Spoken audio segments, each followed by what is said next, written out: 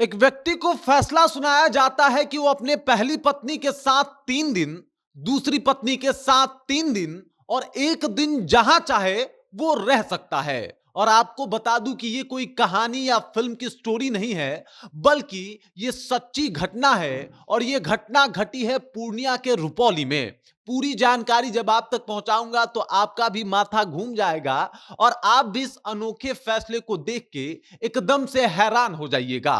पूरी कहानी क्या है उसके ऊपर आऊं उससे पहले मेरा परिचय जान लीजिए। मेरा नाम है रजत और आप जनता जंक्शन देख रहे हैं। आपको बता दूं कि पूर्णिया एसपी कार्तिकेय शर्मा के पास एक औरत रोती बिलखती हुई पहुंचती है और कहती है कि उसका सब कुछ लुट गया, सब कुछ बर्बाद हो गया, क्योंकि उसका पति जो है वो अपनी दूसरी पत्नी के साथ ज्यादा रहता है, उसी के पास रहता है, मेरे पास नहीं आता। मेरे 2 बच्चे हैं और हम लोग बहुत परेशान हैं। स्थिति यह है कि इन बच्चों को खाने और पढ़ाने के लिए भी हमारे पास पैसे नहीं हैं और मेरा पति जो है वो मेरी सुनता नहीं है। मामला जब एसपी साहब के पास पहुंचता है तो एसपी साहब का भी माथा घूम जाता है। तुरंत वो पुलिस परामर्श केंद्र के पास उस महिला को भेज देते हैं, साथ ही साथ कॉल भी कर देते हैं कि भाई साहब इस महिला को जरा देखा जाए। अब ये महिला पुलिस परामर्श केंद्र में जाती है तो इसे पति के साथ और इसकी अन्य एक और जो उस पति की बीवी होती है उसके साथ इसे परामर्श केंद्र बुलाया जाता है। अब आप देख लीजिए, यहाँ पे पति अपने दोनों बीवियों के साथ पहुंचता है और पहली और दूसरी बीवी उसके पास ही बैठी होती है। उसके बाद बहस शुरू होता है कि आखिरकार क्या हुआ। तब आपको पूरी कहानी जो है वो खुल के सामने आती है।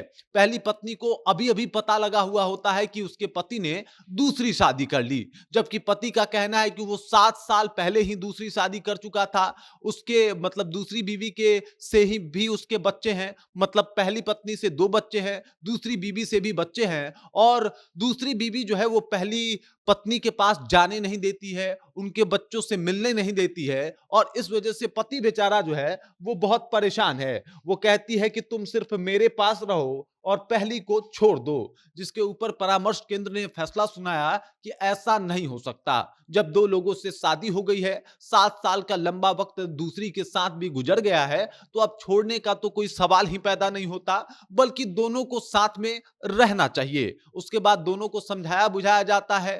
परामर्श केंद्र फैसला सुनाता है कि 4 दिन बड़ी वाली के साथ जो है ये पति रहेगा और 3 दिन जो है वो दूसरी बीवी के साथ रहेगा। जिसके बाद दूसरी बीवी पूरा बवाल काटना शुरू करती है और कहती है ऐसा हम होने नहीं देंगे, ये गलत है हमारे साथ। उसके बाद परामर्श केंद्र फिर से फैसला सुनाता है कि अच्छा तो फिर ठीक है, 3 दिन पहली पत्नी के साथ, 3 दिन दूसरी पत्नी के साथ और 1 दिन जनाब जहां चाहे वो वहां रह सकते हैं, इनके मन के ऊपर है। इसके अलावा 4,000 रुपए प्रति महीना जो है इनकी बीवी को इनको देना पड़ेगा और अगर नहीं देंगे तो इनके ऊपर अब कानूनी कार्रवाई होगी, क्योंकि इन्होंने बिना कुछ बताए, बिना कुछ सूचित किए शादी होने के बाद भी इन्होंने दूसरी शादी कर ली और अब पहली पत्नी का ख्याल नहीं रख रहे। तो भाई साहब कानूनी तौर पे इनको पैसा जो है वो वहन करना पड़ेगा, देना पड़ेगा। और उसके बाद ये जो दोनों पत्नियां हैं वो राजी हो जाती हैं कि चलो भाई 3-3 दिन हमारे साथ रहेंगे, 1 दिन इनका जहां मन करेगा वहां ये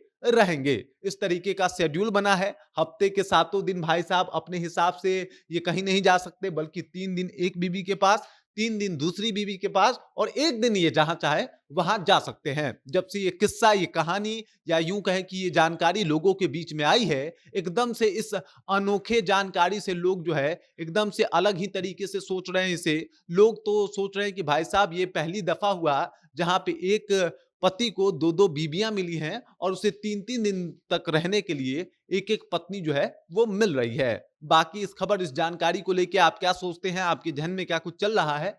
कृपया कमेंट कीजिए और अपना विचार हम तक पहुंचा दीजिए। बाकी आप देख रहे हैं जनता जंक्शन और मेरा नाम रजत है।